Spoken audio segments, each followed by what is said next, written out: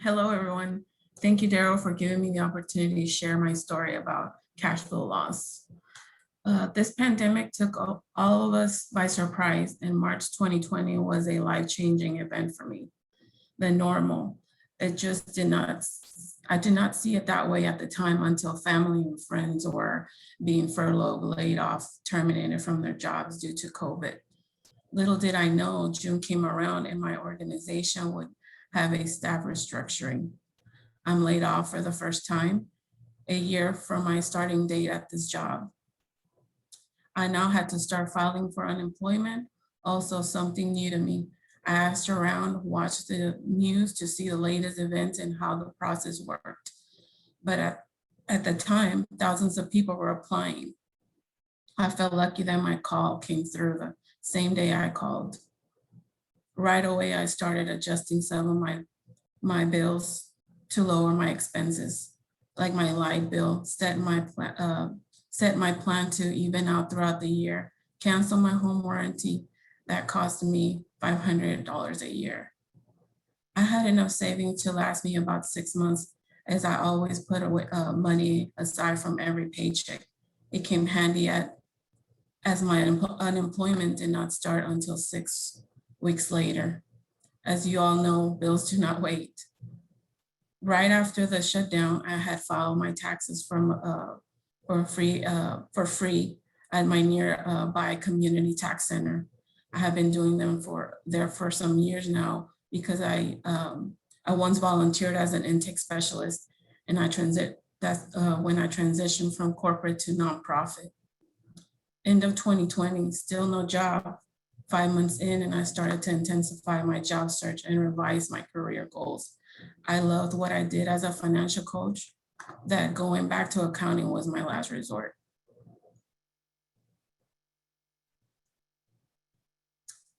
"2021 is here. I received several calls and I had some interviews, but still wouldn't hear any updates until almost 6 months after the interview, even when I had sent follow-up emails. I felt some security with that extra from unemployment, and my savings were still holding me up with no worries. Thanks to my spending sacrifices today, I had a peace of mind.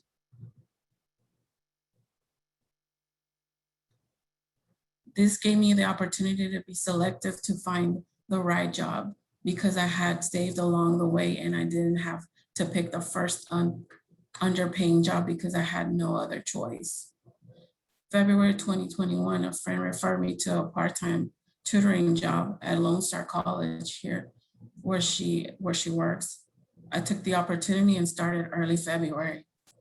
Well, no one expected that Texas freeze state lockdown, putting me in another setback. No extra income as classes were canceled for a couple of weeks. At the end of March, I received 2 promising offers at once. They were both great opportunities, but one had the same objectives as I did, to help people living paycheck to paycheck find financial stability. Well, here I am now. I selected TCG services because today I tell my story, and I hope that we can help you prepare for the next unprecedented situation life throws at you. Today, we talk a lot about mental health. I can share that reaching out to closest friends and family members to hear me out when I doubted myself helped me very much. I would find motivation by watching TikTok seminars. I started doing meditation and exercise videos I would find on YouTube to keep me in a positive mindset. I had time to write my accomplishments and goals, which made me look back at what I had done right to get me where I was today, despite the unexpected events. Lastly, volunteering is a great opportunity to give back when in transition while you're looking for a job. And thank you all. And I hope I will pass this over to Aaron to share his story. Thank you, Jeanette. I know that this can be an emotional topic and it's tough to share our stories, but really our our hope in doing this is to just really illustrate how things can go sideways really quickly, and what we're really hoping to illustrate through these two different case studies is to really focus in on how Jeanette had set some money aside and saved, and how that gave her some options in regard to her job search and living situation, and how that contrasts with my own story. So for me, in my experience, it started in February of 2009. It was right in the middle of the full swing of the Great Recession. And everybody was a little rattled during that time, but in all honesty, I just wasn't. I had at that point been 5 years in with a really large pharmaceutical company, and quite honestly, my career was going very, very well in that. So I just felt very insulated from anything affecting me, and so I didn't operate under the mindset that something could happen.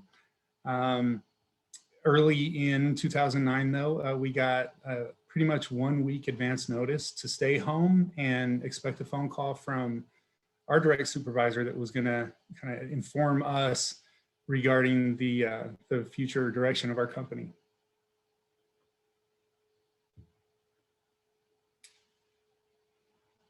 So that phone call came about a week later, February 12th, 2009, and we were informed basically that our company was bought out, and the only things that were going to remain and not be dissolved were obviously our product pipeline, and then also our R&D department. So that really left 85% of the company on the street immediately. And so there I was, right in the full swing of the Great Recession, and I immediately reached into my network and started contacting people that I knew within the industry, thinking that it would just be kind of as it always is, or always had been anyway, in that industry, that you could find something else very easily once you were pretty established in that business. And that just wasn't the case anymore. At best, the companies out there weren't hiring, and a lot of companies were actually in the same predicament as us. So my personal financials at the time were just completely unprepared. My resources, I was lucky enough to have a severance package, but that is for a finite amount of time. Those don't last forever. I had whatever I had in my checking account. And then, even then I knew that 401k is a last resort, but I at least did have that. And then I always felt like I had kind of an extra pot of money if I ever needed it, because I had received restricted stock options as a signing bonus when I was first offered that job. Problem with that is that I didn't understand how restricted options work. And the most simple way to explain it is that they're only, you can only cash those in if they're trading at or above the value price of those options at the time you receive them. So I had received my options when our stock was trading somewhere around $60 to $65 a share, and in advance of the buyout, they had let our stock price drop to about $17 per share. So those options I had were worthless. So it wasn't a resource like I thought it would be. I did have my home mortgage still. I still had to pay my car note and insurance on my wife's car. I needed to keep my family insured. So we switched over to Cobra. And if any of you have been in the situation where you've lost your benefits, you know that Cobra health insurance is quite a bit more expensive than the health insurance you're going to get through your employer. And then I had some just other miscellaneous debt, luckily a low balance on credit cards, but there were definitely some things that we were making payments on. A couple of additional factors that really just affected my mindset through this and how I approached it. I did have a company car for those previous 5 years, and so obviously I had to give that back. So not an easiest thing to be down to one car, and at the same time, definitely wasn't a good time to to buy something else. Job market was very bleak, like we talked about, and we had two young children. My son was 3 months old. My daughter was just almost 2. And my wife had been lucky enough to be able to decide to stay home with our children, but that did mean no additional household income for us to rely on during this unexpected loss of income. So in response to all this, the impact it had on us is ultimately we made the decision to sell our home and move to Dallas. And like I said, because Jeanette had set some money aside to save for kind of that rainy day scenario, and I hadn't, I really had to accept the first job offer I got, which for me, really just meant that I was taking something at a third of what I was making before. And it really did reach a point where, I had to make decisions on the bills that I could pay and had to pay, and those that were just going to have to not be dealt with at the time.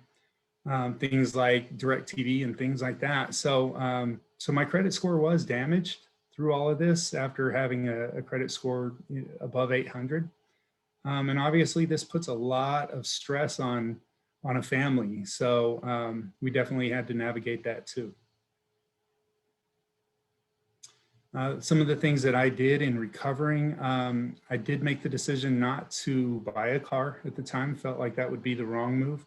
Instead, I saved money slowly over time, and it did take some time, but I did have some resources to get around.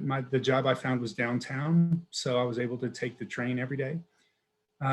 We reduced our housing costs by moving into a smaller apartment versus buying another house and having a mortgage. So that helped our cost of living expenses. And then like Jeanette, I did collect unemployment benefits during the time that I was looking for something else. And I also did volunteer at a local food bank. And I would agree with Jeanette that that's a good thing to do, just from a mental health standpoint, to stay busy and do something and feel like you're adding some value somewhere. But in reality, it also helped us because I took advantage of that same service as a way of reducing our household expenses and having some food provided through that.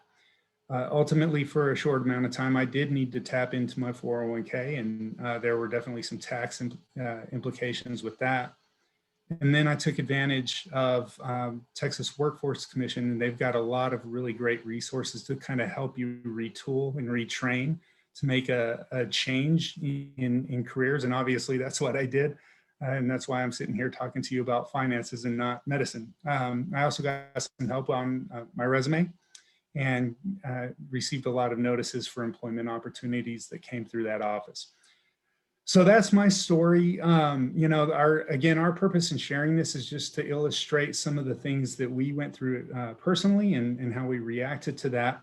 And I'm going to hand it over to Daryl, and Daryl's really going to kind of walk you through some of the steps that you can take. You say, well, what do I do in response to all this? And that's what Daryl's going to take us through now. Thank you so much, Aaron. It's really tough when a cash flow loss happens. There's really two types, and kind of as you saw in the two explanations there of those case studies, it's either unexpected or expected. And in both of those cases, they were unexpected, but one of them kind of had a better outcome than the other. Or I mean, the outcome was good, but was the I guess the path or the way to get there was maybe could have been less difficult.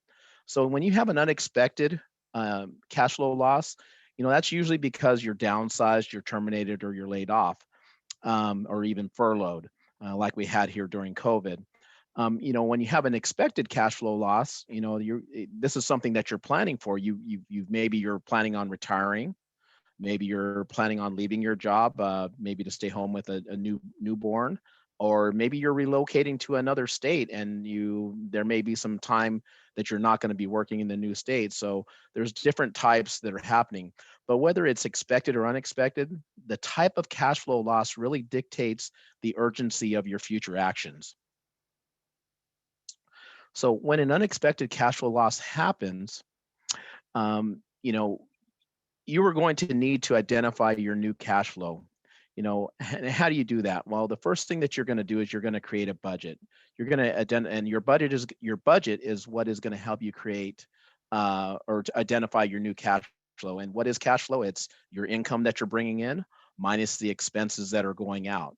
So once you figure out what those are, it's going to leave you with one of three scenarios. You're either going to have positive cash flow after this incident happens, which means you have less, there's less work to be done in the short term. Positive cash flow, because your income is still outpacing your expenses, you're most likely in very good shape. You're going to be okay. There's not a lot of adjustment that you're going to have to do. Now, if you have a balanced cash flow after you do your budget, this is kind of like treading water. Treading water is no way to live. And basically what I mean by treading water is you're living paycheck to paycheck. At some point in time of that paycheck to paycheck living, you're going to want to get off that hamster wheel, of just existing that way. You're going to want to try to improve at some point in time. So you can do it for a little while, but it's very difficult. And then the third scenario is you're at negative cash flow. And what that means is your income is less than the expenses that are going out. And it means you're in negative deficit. You need to enact the following steps immediately if you're in negative cash flow.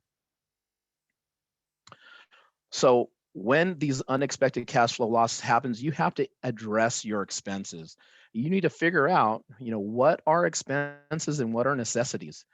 You saw from the examples previously from the case studies that they did a few things, but one of the things you really have to identify are what are my needs? What are my basic needs? Everybody needs a place to live. Everybody needs to eat. Everybody needs to be able to get to work if they still have a job or to go look for a job. You need communication and you're going to need some health care. So those are kind of the basic necessities. Those are the things that you still want to be paying for. Those are your expenses that you're still going to have. You have to separate those from the wants of the world. And, unfortunately, the wants are the things that, that kind of make life a little fun, luxury housing, going out to eat at a nice place, a nice restaurant, getting that new car that you've always been wanting, the latest iPhone 12. That's something that's kind of a want, not necessarily a need. A flip, old school flip phone probably could do the trick if you really needed it to. Your lifestyle changes really need to be evaluated immediately when this kind of situation happens. I think I'm at one slide too many. Yes, we did. Okay. So when unexpected cash flow loss happens, the first thing that you really need to do is reduce all unnecessary discretionary expenses. What are discretionary expenses? They are the wants. They are the things that are not necessities. All discretionary expenses should be on the chopping block. So these kind of things include, but are not limited to, gym memberships, subscriptions such as Netflix, Disney, satellite TV, eating out, clothes shopping, movies and entertainment, those daily stops at the convenience store to pick up your gum or your cigarettes or your things, any of the things that you pick up. And then the one thing that a lot of people can identify with is that $5 cup of coffee at Starbucks. If you're doing that a couple times, 3, 4, 5 times a week, that can get really costly. If you cut that out, you can save a lot of money. So it's a good way to hold back funds to try to create some cash flow. So creating cash flow. How do you do it? You got to stockpile cash. You really do. You have to stop spending money. I know it doesn't sound fun, and it really doesn't. But you have to do things like saving money, stop spending money. You have to save your stimulus checks if you get one. You have to save your tax returns if you get one. Another good way to create cash flow is to sell excess things, excess stuff. All that stuff that you have in the attic, the garage, unused items, and such. I'm just going to take a pause just for a second, just to make sure that, is everybody hearing me okay? Because I'm getting pinged. Aaron, are you hearing me okay? Yes, a couple people are raising their hands. Okay, we're gonna hold all questions until the end. So if you can do that, that'll be okay. I just wanted to make sure I wasn't just talking and nobody could hear me. Let's continue. Forgive me for that. So sell all that excess stuff, stuff that's in the attic, all the unused items in your home, items of value. Um, in some cases, people can refinance their homes when this happens. You get a better rate and you get a lower payment, and that'll help you create cash flow. And then also reduce debt. Now, this is really hard to do when you lose a job, but if you're on the verge of paying something off, like a credit card or a student loan or an automobile loan, continue to make those payments. So when you are done making those payments, you now have that cash flow that you were using to make those payments that's available for you to support the emergency that you are now in. One of the things that's really, really important, or that's said out there is, if you're a Game of Thrones fan, winter's coming. Well, this is winter. Winter's not only coming, it's here. So are you prepared for it? And, a lot of people are not. When unexpected cash flow loss happens, you want to evaluate your career options, update your resume, be prepared for any opportunity that may arise. It's a good time to, at work, whichever spouse is still working, or if you're still working, this may be that aha moment that you need to grow at your current job to get that promotion. If they don't value your worth, this may be your impetus to make a career change, because you're not getting paid what you're worth. This may be your time. Also, you might want to evaluate your educational and job training opportunities and programs that are out there. Seek out to see if they can change your career trajectory. And then a lot of people during this time can do things like get a second job or do a side hustle. Everybody knows all about the ride sharing that's out there these days, and there's also internet based businesses that a lot of people do. When unexpected cash flow loss happens, you need to take a financial inventory. You need to look at your savings. How much do you have, and how long will it last? Emergency funds. Do you have one? Have you been putting away for one? Well, guess what? This qualifies for an emergency. Winter is here. Investments. If you've gone through your savings and your emergency funds, this would be your next resource to tap into. Retirement savings. This is your last resort. There are many tax implications, as Aaron was saying when he tapped into his, and your future livelihood is at stake here. So if you have to tap into your 401k, that may prolong the amount of years that you have to work because you are now taking from your future earnings. So it's really important to try to think about using that as a really, really a last resort. So unexpected cash flow losses are unplanned, but expected cash flow losses can provide relief from the stress and anxiety of these life-changing situations. I want you to all pay close attention to the tone and the choices you can create for yourself, and when you see the difference between the unexpected, which we just talked about, and we're going to now talk about the expected cash flows. When you have an expected cash flow loss, you're prepared for it. You knew it was coming. You've reviewed your budget. You confirm your new budget. You don't have to make one up. You've already been preparing for it. Again, you have the three types of cash flows that you create when you review your budget. If you're in positive cash flow situation, because your income is still outpacing your expenses, then there's not a whole lot you need to do. You're okay.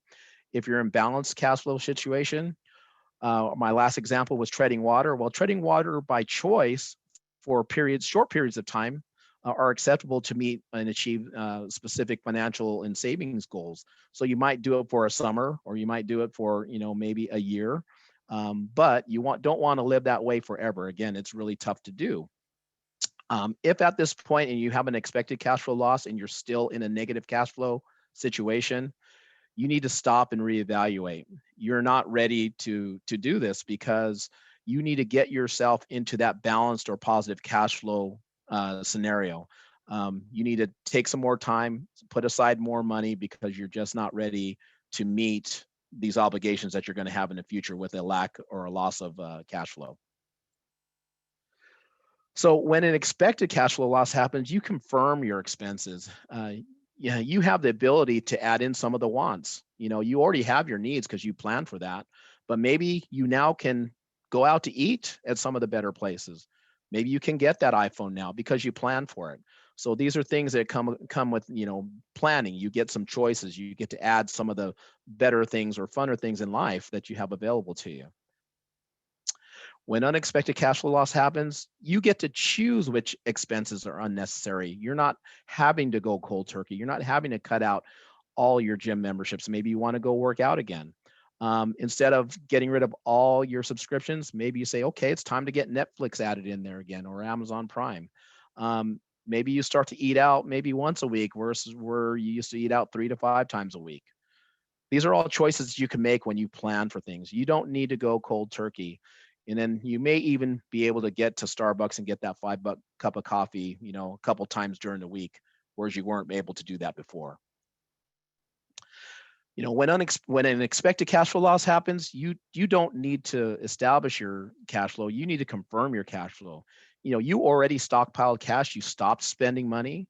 You saved your stimulus. You saved your tax return. You sold all that stuff in the attic, in the garage, all those items of value. You refinanced your home. You got a lower rate, and you reduced your debt, and you were able to pay off, all the things that you needed to do. Winter's here, but the difference is that you're prepared. You're ready. And again, you want to evaluate your career options. You've already updated your resume because you knew this was coming. You were ready. You're prepared for any opportunity that arises. You sought out the promotion at work. It was your aha moment. You took advantage of that situation. You got that promotion. Or if you didn't and they didn't value you, use that as an impetus to make your career change. You sought out education and job training programs. You were able to review those and put those to your advantage. And because you knew winter was coming, you took that second job. You did that side hustle. You did the ride sharing. You did the internet-based business at home. You boosted your cash flow because you knew you were going to need to prepare for it. Taking the financial inventory, your savings, how much you have, and how long it's going to last for because you planned for this. Your emergency fund is already in place. You don't have to question where you have one. It's there because you plan for this. This will be the place for your future emergencies when an actual additional unexpected cash flow situation happens. Your investments, they continue to grow because you didn't have to dip into them. So that's a great thing. You don't have to access them until you're ready to access them. And then your retirement savings, instead of it being your last resort, it ends up being your resort. Your good discipline affords you to live, a good and comfortable life in retirement. You did a good job. As you can see, putting the work in gives you more options and less stress when winter does arrive. It's just so important to know that you have the options. When you put in the work, things just come a lot easier. At this point, I'm going to go ahead and pass this back to Aaron. He's going to talk to you a little bit about who these kinds of things affect. Thank you, Daryl. So, when we take a look at who can be affected by an unexpected loss in income or cash flow, really the simple answer is everybody. Whether you're in the private sector or public or nonprofit, whether you've got a single income or dual income household, whether you're a high wage or low wage employee or new or tenured, the truth is we really never know the set of circumstances that can lead to a really unexpected loss. So instead of kind of focusing on whether or not this can ever affect us, I think the better question to start asking is how do we start shifting over to that that expected side, and because the truth is that it can also be everybody, but it's just more uncommon because it takes a lot of planning and a lot of sacrifice and effort to get to that side. So definitely I want to thank Daryl for going over those steps, because it's all about, like Daryl said, stockpiling that cash and building up savings so that you can move yourself over to that expected side, and just the emphasis on this being something that you planned for. So along with Daryl's guidelines there of how to really move that direction, I want to kick it over really quickly to Jeanette, and she's going to talk a little bit more specifically about some of the resources that you have available to you as well. Thank you, Erin. So where to go for help? Here are some great resources I found. Feedingamerica.org can find you a local food bank by using your zip code. United Way of Texas has their own helpline number, 211, and can assist you with anything at any time. Then you can get connected with they can get you connected with your closest nonprofit, which they have funding for rental assistance to counseling and signing up for government assistance programs like SNAP and Medicaid. Employment resources. For job searching, you can set alerts in your Indeed.com or Glassdoor.com. Check your local job banks. United Way has their own and updates their listings every day. As Erin mentioned, the World Workforce Solution Office assists with resume writing and job skill trainings. Also, you can find multiple jobs listings statewide at workintexas.com. And lastly, network within your alumni friends. Use your LinkedIn and Facebook friends to get connected to you and a good lead. So how did I save up $6,000 in 5 years, including my stimulus money? I visited my local free tax center, and they offer a match savings program where you set aside up to $1,000 for from your tax return in a savings account, and you earn a 25% interest at the end of the year. It's going to be the easiest $250 you will ever make. Well, I hope all these resources help you in the time of need like they helped me and others. Thank you for attending today. Now I'll turn it back to Daryl to wrap up today's webinar.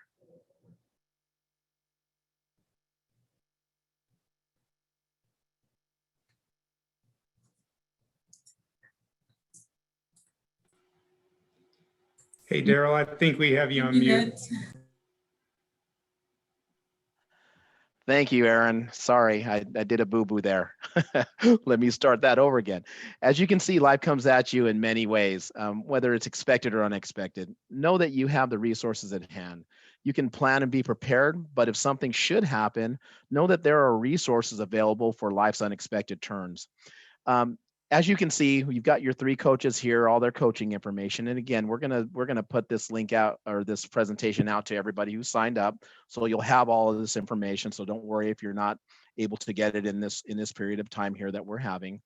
I wanted to let you know that this presentation was brought to you by FinPath. If you haven't signed up or had the opportunity to sign up for your free FinPath benefit, here's the links that are provided for you. One thing that's great about FinPath is it's a platform. It has loads of educational tools and resources at your fingertips. You can attend FinPath University courses. You can get your own wellness score. It has a wellness score tracker on there, which tells you where you're being successful in your finances and where you maybe need some improvement. It's got calculators and online tools. And then, of course, you can sign up for one-on-one coaching sessions with one of us that you've seen here giving you this presentation. As you saw earlier, while you're waiting to join the webinar, we have a Facebook group. It is called Money Megaphone. It's a financial question and talk site where you can ask individual questions. It's manned by folks at TCG, so you'll be able to get some honest to goodness answers to some of the questions you have, and other people who have knowledge on this particular topics that you're asking. So it's a really good resource to have. So for all you lawyers out there, I could read this word by word, but I'm not going to, since we're going to send you this presentation in full. So let's go ahead and go back to the next thing. Again, here's our coaches, and we're going to open this up for Q&A. So if you have any questions, go ahead and hit your Q&A. Right now, I don't see any submitted at this point, but we will go ahead and stick around for a few minutes while people have an opportunity to answer questions. So please submit your questions if you have any, or anything, or any comments that you have, and we'd be happy to respond to them.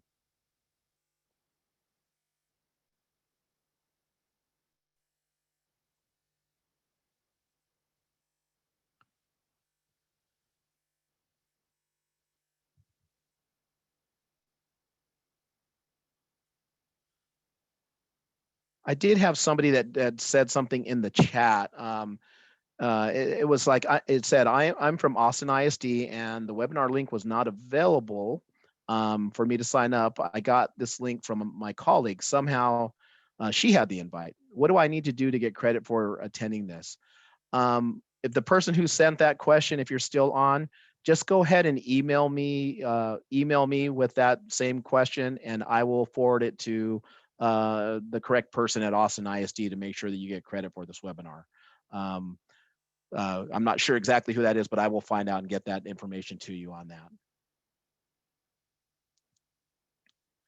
Any other questions or comments at this time? Again, I'll leave it on for another couple minutes here for anybody to ask.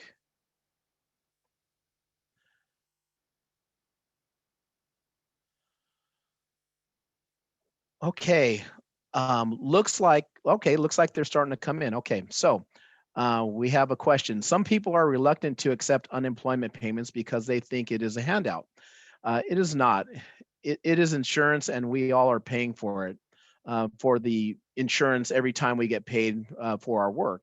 No one should feel bad about talking or taking the benefit. I kind of want to turn that back over to maybe Aaron or Jeanette. Aaron, would you like to just kind of tell them how you felt about when you were taking that benefit and kind of your perception on that? Yeah, Lawrence, I appreciate that comment. And I definitely would echo what your thoughts are on that. A lot of people don't understand how unemployment works, but you're 100% right. It's unemployment insurance. And it actually, if you look at the line item deductions on your pay stubs, unemployment's on there. So we're paying into this. And the benefit that you get from that is directly correlated to how much and how long you're paying into that system. So, so no, I agree with you. And like a lot of things, it can be abused, and but I think for most folks, people are trying to work and want to go back to work, and they're looking for jobs, and this is kind of that safety net that we've paid into. So no, it's definitely not a handout. It's something that you've got to be paying into to even qualify for that benefit. So no, I definitely appreciate the comment, and I agree with you. Thank you, Aaron. Hey, we have another question / statement on refinancing. What should we ask for, or things that we should look for? For example, if I have an FHA loan, I know I'm making PMI. So is that something I want to get rid of? What other things should we be looking for? I think is what they're wanting to say. So on refinancing, there's a couple things that you should look for. I mean, in general, if you're refinancing, you want to at least lower your interest rate by about 1.5% for it to make a difference. And also there's a lot of factors that it depends on. How long you plan to stay in that home. If you're going to move within 5 years, 7 years, it's probably not going to make sense for you to refinance because you cannot recoup the savings in that short amount of time. So there's a lot of things, but this is something that as coaches, we would talk to you individually about. So, for those who have questions like that, that's you can hit up one of your financial coaches with a session, and we'll go into the specifics of all those types of things that are more personalized towards your specific situation. Anybody else have any other questions before we close out the day?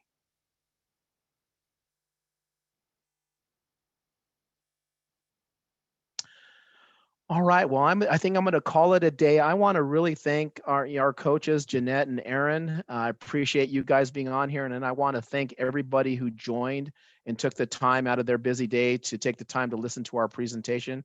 I hope you got something out of it. And again, everybody will get a copy of this presentation sent to your email address that you provided. Again, I want to say thank you, and I appreciate everybody for joining, and I want you all to have a good evening. Thank you so much.